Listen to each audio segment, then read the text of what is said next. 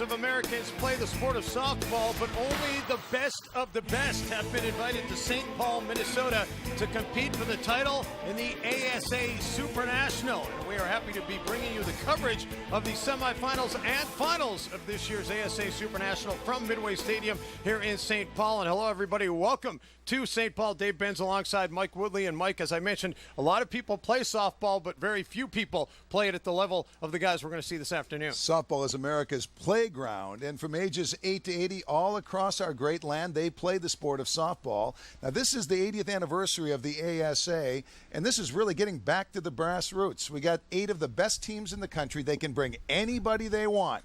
And when we're done, they can hoist the trophy saying they're the best in the land. 10 years ago, they had a tournament like this, but it's been a decade, so these players are hungry to see if they can be the ones to win the trophy. Yeah, and as you mentioned, what makes the Supernational special is most major tournaments, you can only bring a maximum of 5 restricted players. Those are the guys that are listed as the cream of the crop. This tournament, as many as you can get on your team, you're welcome to bring. Remember in the Blues Brothers movie, they're getting the band back together? Well, these guys are getting the guys together that they like to play with and the best in the land. They're all here, and it's going to be fun because this stadium is ready to see a few balls maybe leave the yard. And this is a minor league ballpark that is a bit of a challenge. So it's going to be fun to see these guys play in these rules and see if they can win the trophy. Yeah, and as for the rules, I'm sure a lot of people at home are familiar with the general rules of softball, but there are some special ones for this specific tournament. For more on that, let's welcome in the third member of our broadcast crew. Natalie Nias joins us from down on the field. Natalie?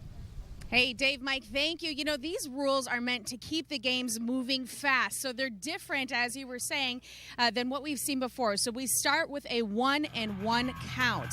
There's a 16 home run limit. Number 17, by the way, that's considered an out. Also, the foul ball with 2 strikes is also an out. Hey, the distances are also shorter. Pitching distance is 50 feet. The base distance, 75 feet. And, folks, there is a mercy rule here. A run-ahead rule is 20 runs after 4 and 15 after 5. So, like I said, this is meant to keep the game moving, and we're excited to see these games out here today, guys. And excited to see some long-distance home run balls, which we did get a preview of last night. They had a home run derby, the championship. We'll have more on that coming up, and day 2 of our coverage coming up on CBS Sports Network. But let's talk about the brackets and how the 2 teams we're going to see in this first semifinal got here. Both Sonny's and Hortonbeck coming to this game this morning undefeated.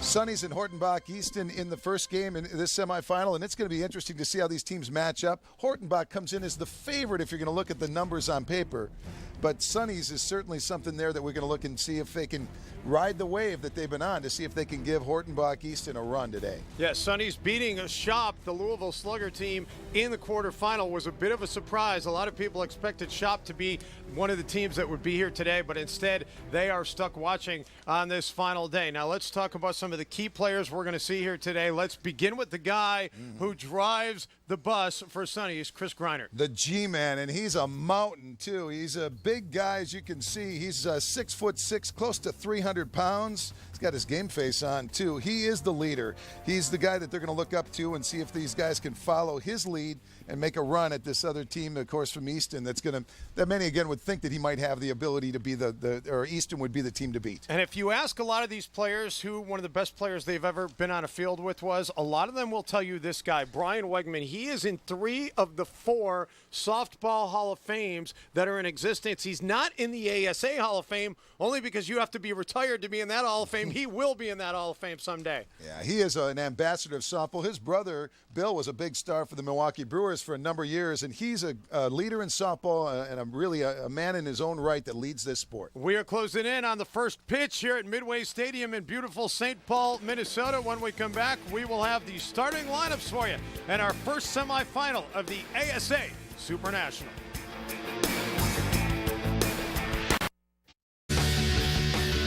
They are getting ready for the softball championships out in the parking lot at Midway Stadium. Bring us in a steak or a burger, as it's going to be a long day of softball here inside Midway Stadium, just about set to get underway. And there's a good look at Geno Buck, 2009 tournament MVP for the ASA championship, and a guy who absolutely can not only pitch you defensively a gem, but can also hit the ball long ways. Beautiful conditions for us here in sun-splashed St. Paul, Minnesota. Can't ask for much better this time of year. Late August and temperatures in the 70s. Humidity a little bit up there, but nothing of a problem at 75%. Sunny skies, light winds. We're going to see the best of the best in ideal conditions. Take a look at the starting lineup for Sonny's. They'll go with Jeremy Davis playing the middle infielder, Kevin Ballard, Chris Greinert, who is a guy that can hit the ball a long, long way, Bryce Oliveira, Westy Giel, Sammy Christensen, Alexis Ramirez, Matt Pesso, Daniel Bean, and on page 2, because yes, they are playing 10 position players, they can actually bat 11. Sonny's opting to only bat 10 here today. Aaron Martinez will be in the 10 spot for Sonny's. Meantime, when we see Hortonbach come to the plate, they will bat 11 today, but we obviously will get to their lineup a little bit later on. And here is a look at that defensive alignment for Hortonbach. Behind the plate, Kevin Flip Philby, who was the 2012 Stadium Power Tour home run champion. I talked about Gino Buck, former ASA tournament MVP. Lopez, Reyna, Baker, and Kirby around the infield. Wegman, Durick, and Rainwater out there in the outfield.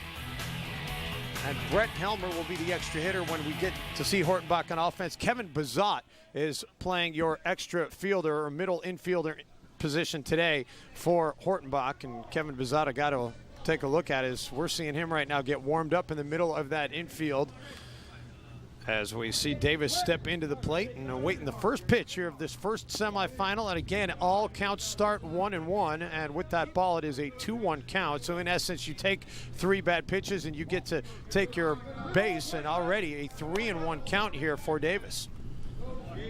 Davis taking his time. There's a strike, so now he's going to pick up his eye to see if he can get this and hold of this one, and he does.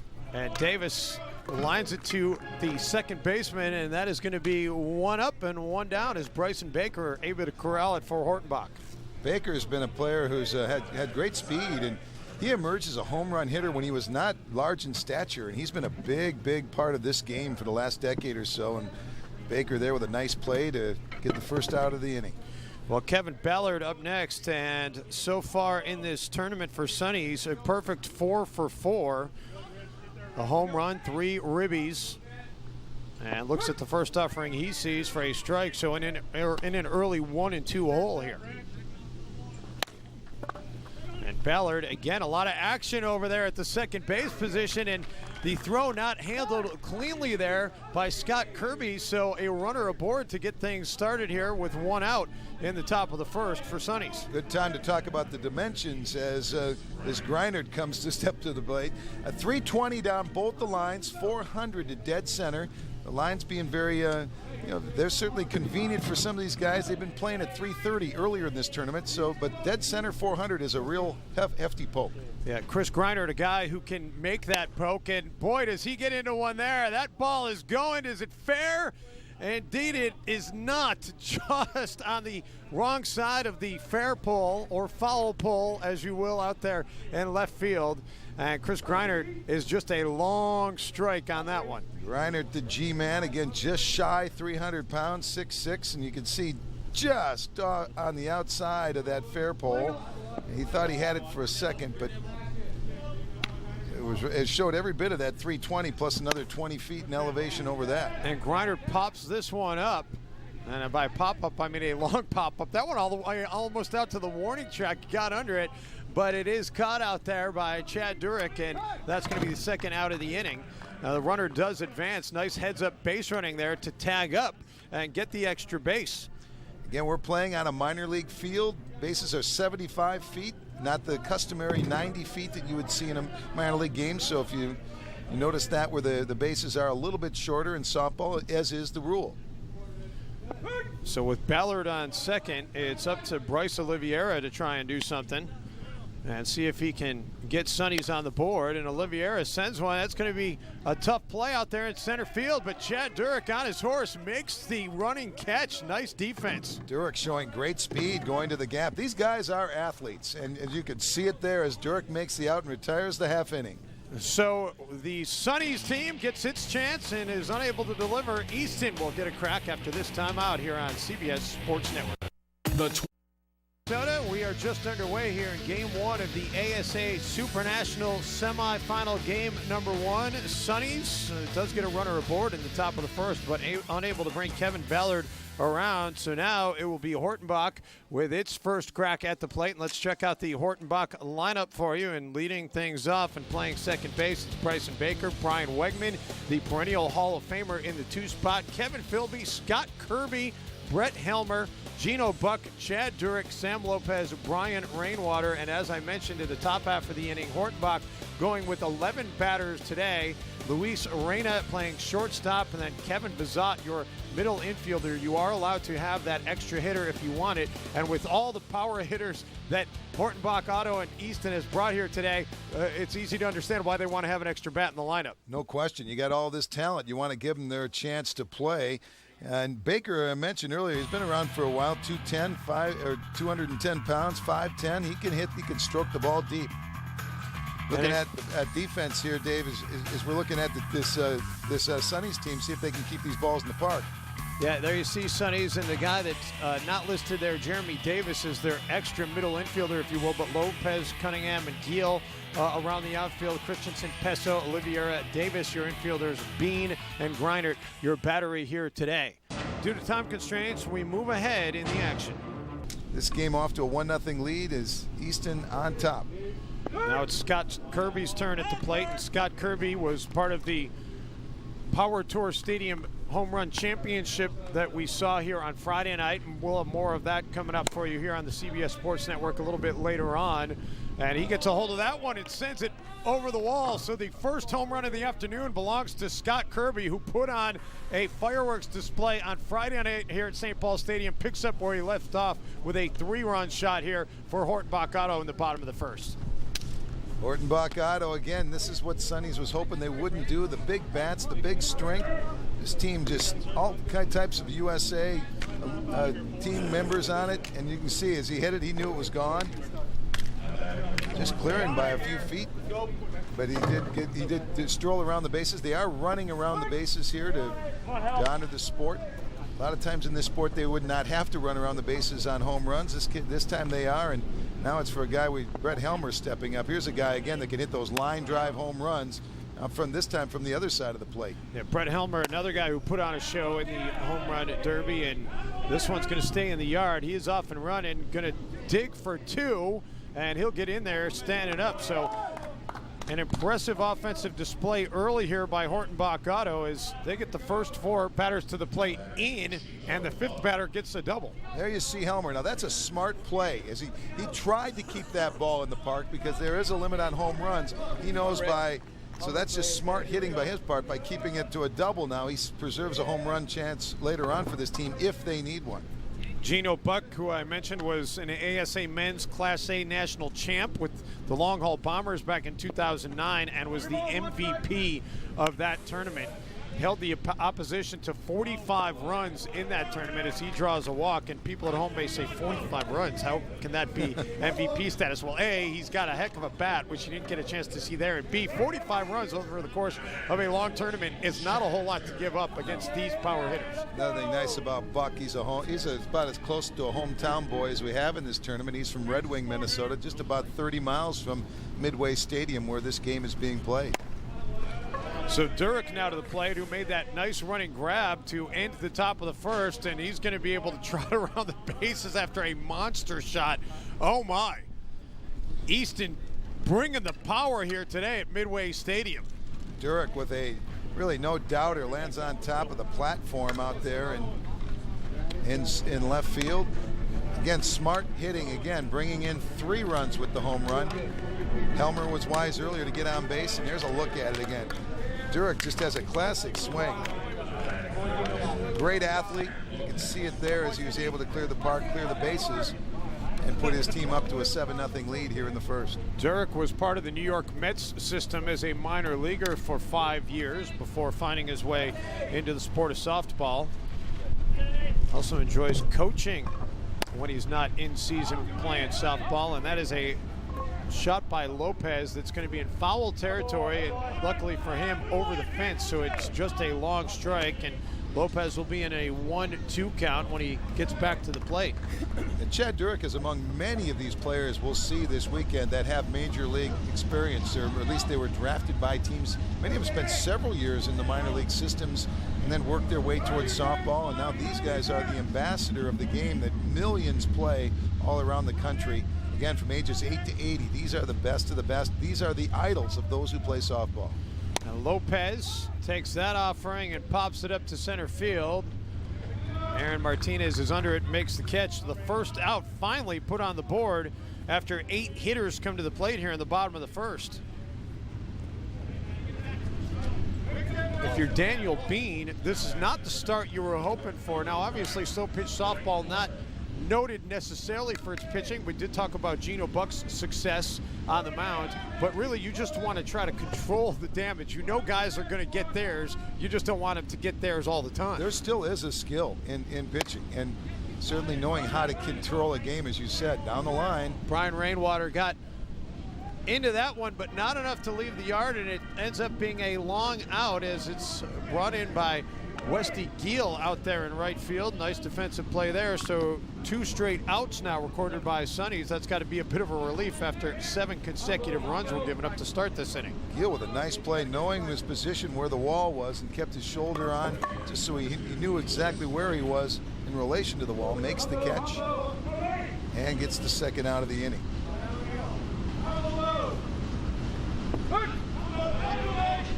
So 2 away here, bottom of the first, and that's another ball taken.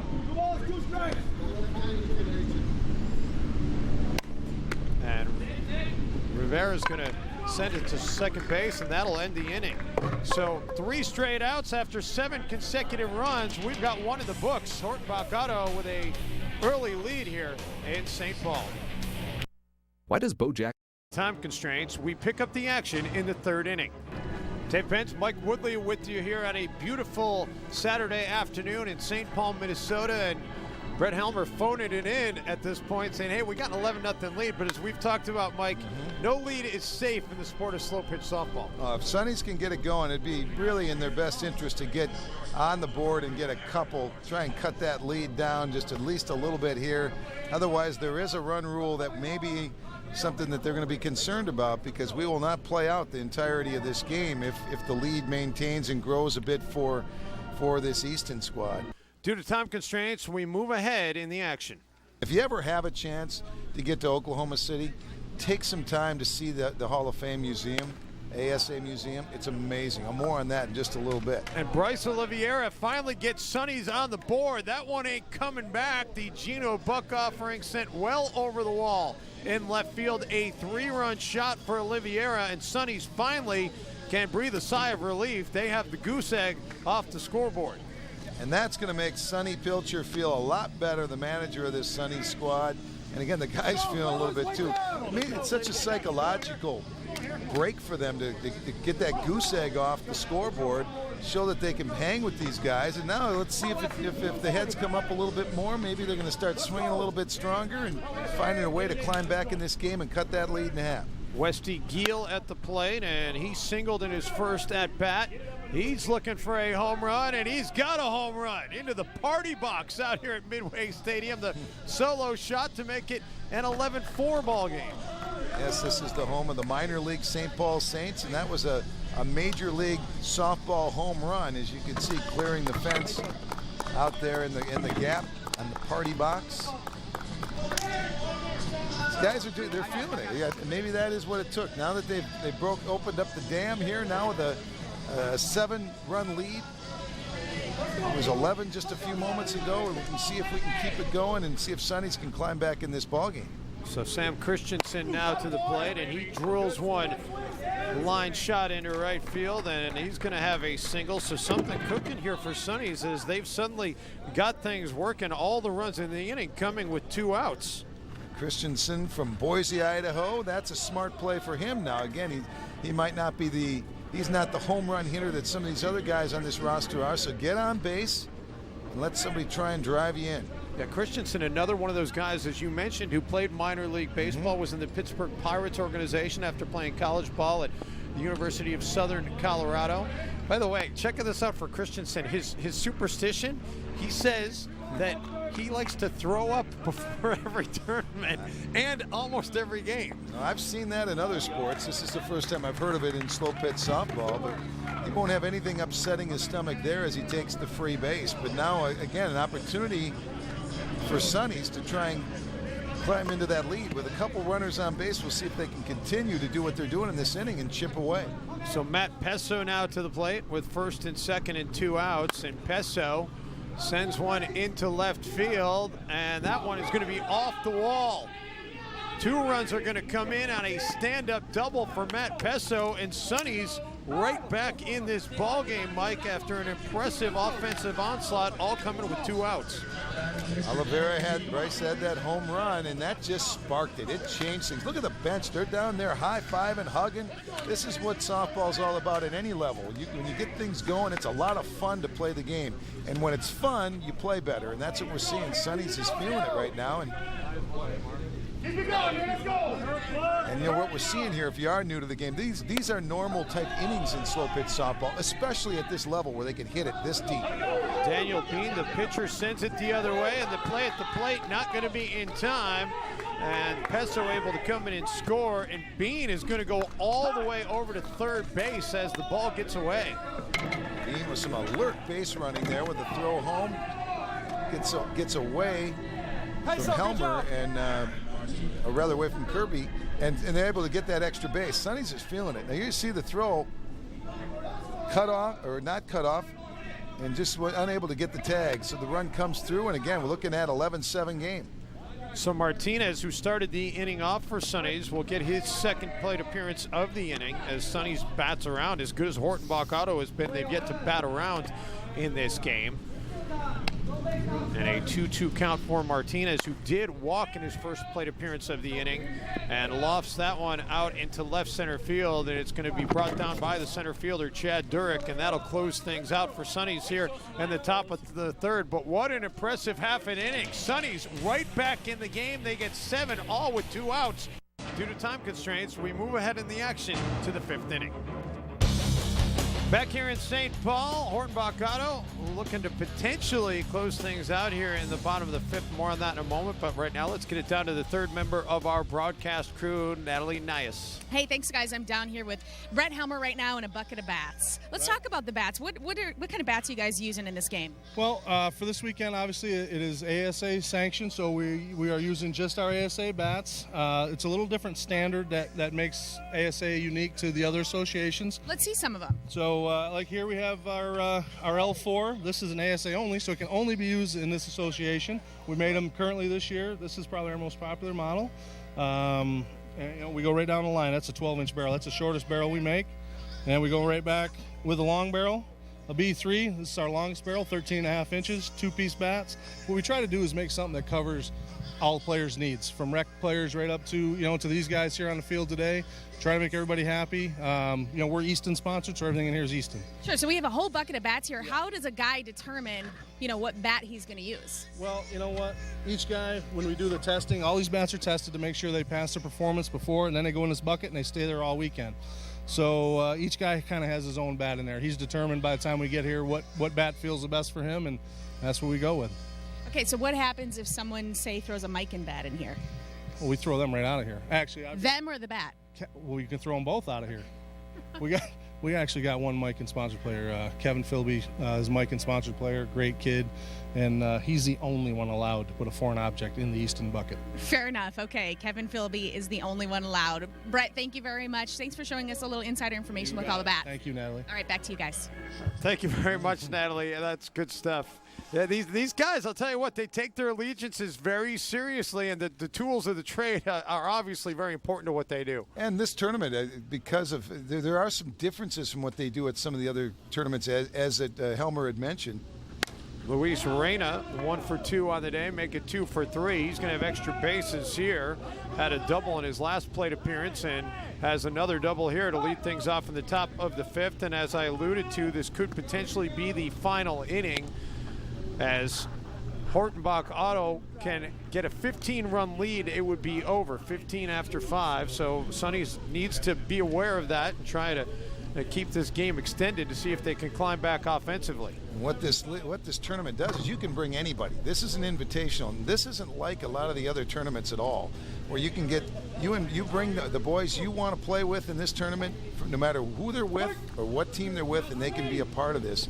And that's why you might see a situation where, like Brett talked about, with the foreign object with the rest of the bats. I like that because we get an opportunity for the best guys to be on the team they want to play on, and a chance to win the hard way. Well, I guess the devil's advocate on that would say, well, it's not necessarily all that fair for the little guys because, of course, the all-star teams are going to be able to have a sizable advantage as Hortonbach Auto gets another run across off the RBI single by Bazat.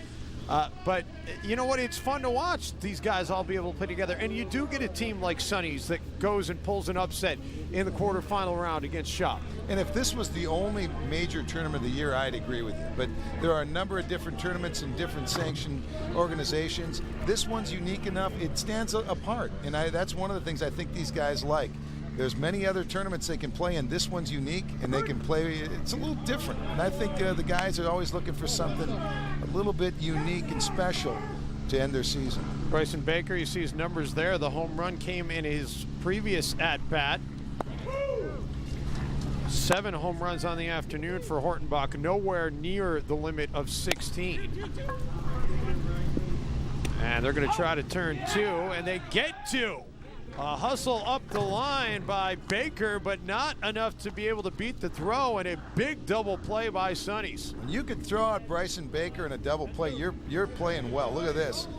Turns it, Baker, although spinning down that line at 75 feet, they still get him to turn the double play. Nice turn there by Bryce Oliveira to get a little extra on that throw to beat Baker hurrying up the line. He knew he was in trouble, too. I thought he'd make it, but a nice turn by Sonny's, and we'll see how big that could be in this game as Wegman delivers the single.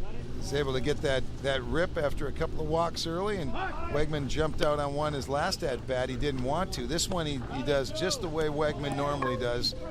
Ropes it down the line and gets on base. Hair product and all. You know, it's funny, this tournament in 1981, the first one of this category, and here's some names for those that follow softball. Rick the Crusher Shearer took home the MVP title. In 22 years of the Super Division, 12 teams were crowned champions. Rich's Superior, Steel Silver Bullets, they all had 4 championships each. So those are some names of the past, and those that follow the game remember Rick the Crusher Shearer. Yeah, well, name of the past, the name of the future, Kevin Philby, who is actually a name of the present, too. He is absolutely delivering, was on the Team USA Future Squad last year, actually on Team USA this year. We talked earlier about guys and their diet and pregame meals. How about the pregame meal for Kevin Philby? Stromboli. That's what he likes to chow down on, is some Stromboli before every game. Well, if it works for him, I guess who's going to argue? When you work this hard. And the other thing, too, when you talk about this tournament here and this one, we're just seeing the semifinals and championships. But there are times when they're playing in hot, humid weather, and they're playing games on Friday night. They're playing games all day Saturday, sometimes into the late hours, then back on Sunday. And oftentimes there's a what-if game because somebody comes through the loser's bracket. These guys have to play in a lot of heat and humidity, a lot of games in a short period of time. The nutrition has to be right on. Kirby sends it back up the middle. That's going to bring in a run. And how big is that double play that Sonny's turns looking right now? Because, as we mentioned, this thing could be over if Hortonbach Auto gets to 25. And the fact that there are 2 outs makes you think it's probably still going to be tough for them to do, although second and third right now, and some heavy hitters still coming up. Well, you hit it. The heavy hitter, heavy lifters, too. Brett Helmer is a power lifter. Amazing what he's done. He's been all-world 29 times. He's also a 4-time national batting champion. Certainly he's as feared as anybody. Those line drives he hits. Now, the wind is working against him as a lefty. Let's see what he does. Well, kind of dropped the shoulder there like maybe he was thinking about trying to go the other way. Just a double and a couple of flyouts on the afternoon for Helmer, and that was by design. Yeah, and well designed. Drops it in for the 2-run single.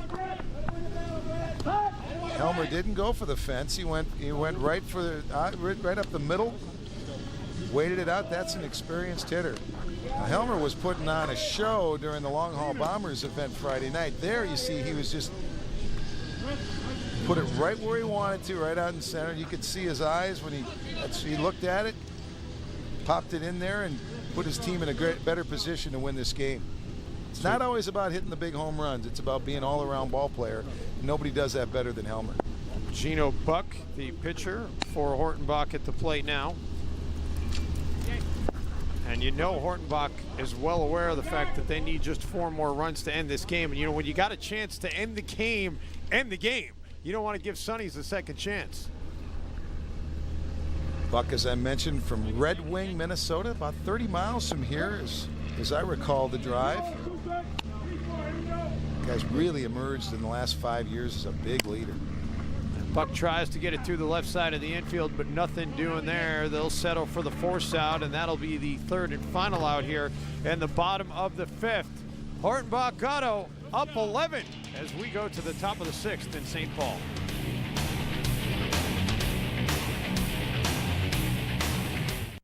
Time constraints, we pick up the action in the 6th inning.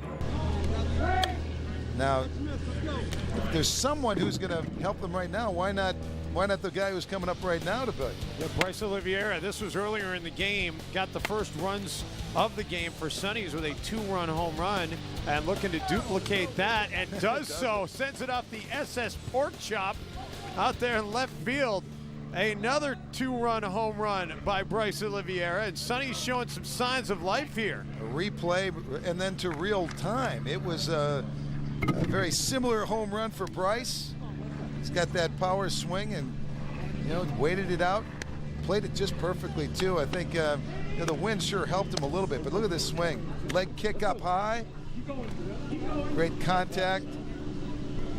Out of the park, right off the SS Pork Chop, as you said, and they'll call it a home run. And that's a line shot by Giel that's going to get through the left side of the infield, so he's aboard with a single. So Sonny's having something going here in the top of the 6th inning. Back within 8 runs and a runner aboard and still nobody out. They don't want to go home. A rare rally with nobody out. Generally what Sonny's has done in this game has been strike with 2 outs. This time they're getting it going a little earlier. Let's see how that works for them the rest of the way. The loser of this game will play in the next semifinal game against Rip City. And the winner of this game will await the winner of that second game for the championship. And Christensen lofts this one out into center field, and coming over to make the play out of left is Brian Wegman. So finally one retired here for Sonny's in the top of the 6th. Wegman kind of sneaky. I mean, he covers a lot of ground in a really short period of time. He sized that one up pretty well. But he carried quite a bit of turf getting to that one in time to get the out. These guys know what they're doing. They play the ball well, and they obviously have to react well to each and every hit and what's happening with the wind around them. So Alexis Ramirez steps to the plate. Ramirez, a couple of walks and a single today in his 3 plate appearances. I like that story about Wegman too. He played in the minor leagues and he came back and he wanted to be in the game with his buddies, and now it led all the way to this level. But originally softball for him was just something to do because he liked being with his friends, and that's where really the sport, that's what makes this sport so special. Those softball nights with your buddies are what drives it across the country. Is such a great popular participation sport. Well, that's how most of these guys got here, just playing with their buddies, and then one thing led to another, and then they're playing, and a lot of them are playing year-round. I mean, you know, there's still some guys that live in the Northeast and the Midwest and don't play year-round, but a lot of these guys will tour around the country, and they'll be playing deep into the fall and very early in the spring by going to some of the southern states and the western states to play in tournaments and get their game perfected. And like I say, these sponsors know that when Brett Helmer's swinging an Easton bat, whoever's playing at any levels thinking they want to be Brett Helmer, so they're going to probably go with that Easton bat or whatever bat of the player that they like. Pesso digging for 2, the throw offline, and that is going to allow another runner to come in and score as Ramirez, good heads up base running, he is in, and Pesso with the double brings in a couple more. There it is again. There's the play from Wegman. Off the mark. Nope. Can't get it at second base. And then it goes out, giving, again, Sonny's more of an opportunity here to chip away at the lead. 6 runs is not a big lead in this level of softball. And Sonny's is getting it done with just 1 out. Daniel Bean now. He tripled in his last at bat and sends this one out into right field. That's going to be caught out there by Brian Rainwater, but a chance to advance by Peso, who does tag up and goes to third. Now to bring on Martinez. 2 outs, but we do have a runner at third. Again, that leads 6 runs.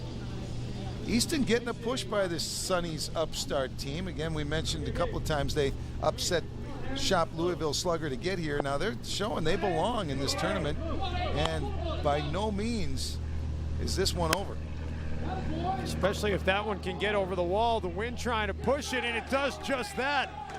Another round tripper for Sonny's, and 2 more runs coming out of the board. That's what you want to see. Again, the power that these guys have. You see the arms, you see the upper body. Most of this really is in the legs. You see how he turns on that? If you're watching, if you want to be a player like this, look at that swing. Turns, and it goes just down the line. Wegman gives a jump, but he can't get it, and it's another home run. And Sonny's is playing very good softball. And Mike, I want to go back to that double play that we saw them turn at the top of the 6th inning. Bryce Oliveira doing a beautiful job getting some extra oomph on that throw to get it over to first base and get the double play. That really changed the complex of that inning. And you think about it, I misspoke, bottom of the 5th inning, not top of the 6th.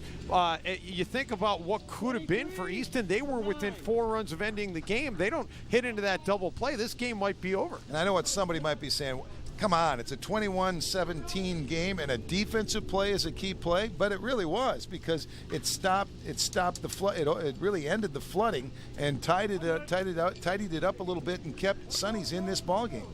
So Davis comes up to the plate. Jeremy Davis still looking for his first hit of the afternoon, has not been on base.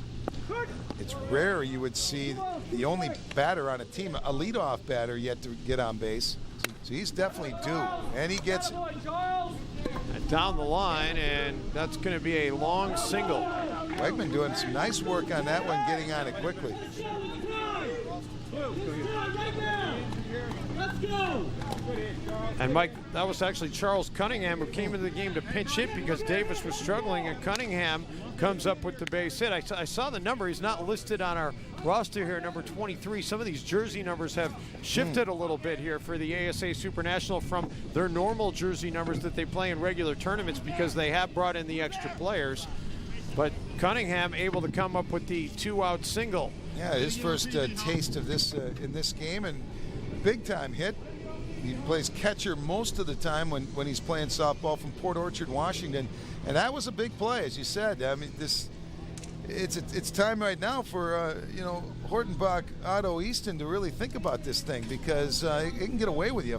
Get away from you. A 4-run lead is nothing, absolutely nothing in this game. Yeah, and Rob Humphrey trying to underscore that point right now with his team as they talk about their defensive situation. And by the way, you saw Jeremy Davis did come back into the game. He's back at first base. You can reinsert players here in this game today, Mike. Once you're out, you can come back in a couple of times.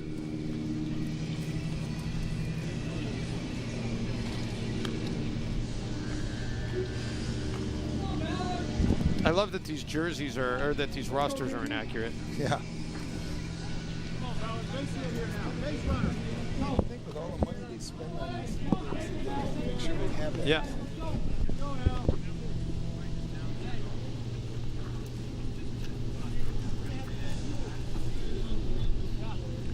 So with 2 away, it'll send Ballard to the plate. And Ballard, as you mentioned, Mike, another guy who had a nice defensive play earlier in this game and a chance to bring his team even closer. Sonny's all the way back within 4 runs. If you thought this one was over, Sonny says not so fast. Yes, Sonny's has battled back a couple of times earlier in the game with 2 outs. They've been managed to keep it close and just peck away. Now with just a 4-run lead, Hortonbach Auto, Easton's got themselves quite a battle here, and Sonny's has had a history of being a bit of an upstart, bit of a surprise team, and they're keeping it going here in this semifinal. And Ballard sends this one out to center field. That's going to be a can of corn out there for Chad Durick. And finally, Hortonbach Auto able to shut the door on Sonny's, but not before they climb right back into this game with 7 runs in the inning. 21-17 as we go to the bottom of the 6th.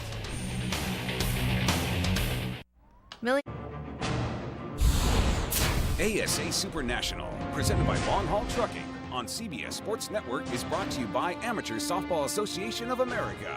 Get out and play, ASA. And by Panama City Beach, Florida. Real fun beach. Due to time constraints, let's move ahead to the action in the 7th inning. Back here in St. Paul, 5-run lead for Hortonbach Auto. Sonny's down to its last chance of their final 2 outs. Christensen on the day. A couple of singles, sandwiched by a couple of flyouts to left. Has scored 1 run. And Christensen again slapping it to left. Is it going to drop in? Brian Wegman under it. And 2 outs. Sonny's down to their final out here in ASA Super National semifinal number 1. Sammy just didn't quite get enough of it. Wegman, he anticipated where that was coming. That was not a problem at all for Wegman. He was on that one right as it left the bat.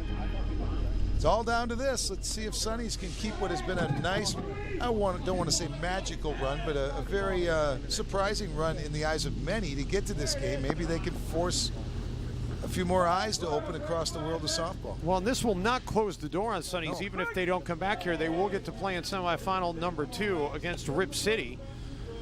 And the winner of that game will advance to face the winner of this game. And Sonny's isn't done in this game yet because Ramirez keeps it alive with the single. So 1st and 3rd with 2 out for Matt Pesso.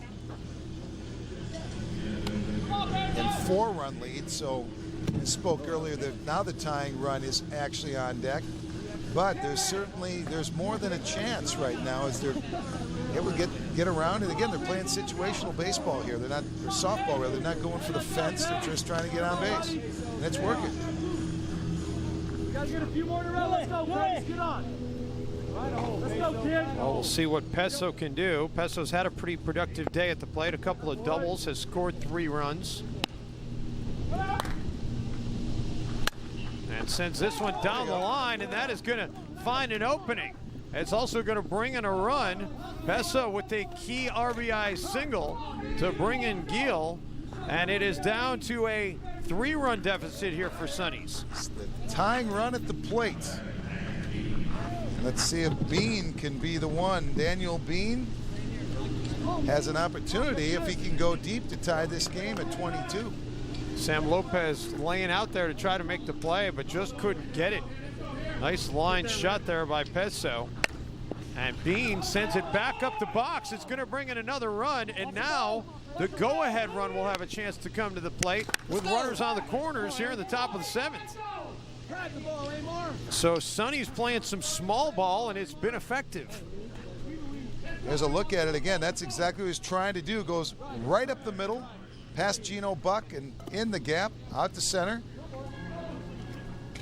Drives in the run. That'll bring Martinez to the plate. Aaron Martinez has a home run and a double.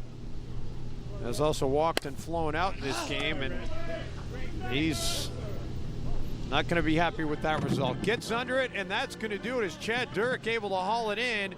And Hortonbach Auto holds off Sonny's furious rally, 22-20, your final here in semifinal number 1. More to wrap it up after this timeout here on CBS Sports Network. Long Haul Trucking. Well, if you like offense, this was the game for you. 22-20, the final. Hortonbach Auto moves on to the championship round of the ASA Super National, thanks in large part to the efforts of Chad Durick.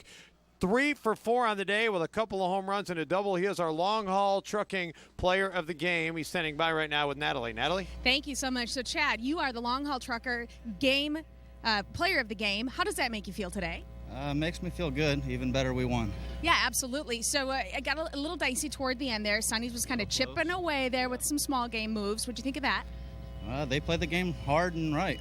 Yeah. That's the key. You got to play together and, base hit. Keep going at it. A couple of big home runs for you today. Tell me about those. Well, you just got to try to stay locked in and be selective on your pitching. Hit strikes and hopefully a good outcome. How about the wind today? It is a little windy out here in the park. Is that helping you, hurting you? Well, it helps the righties, hurts the lefties. So I would say that played a big factor in the game completely on both sides. So how do you feel? Feel great. One more game. Go hard or go home. Go hard or go home. You heard it here, Chad. Thank you. Congratulations. Thank you very much. All right, guys, sending it back up to you.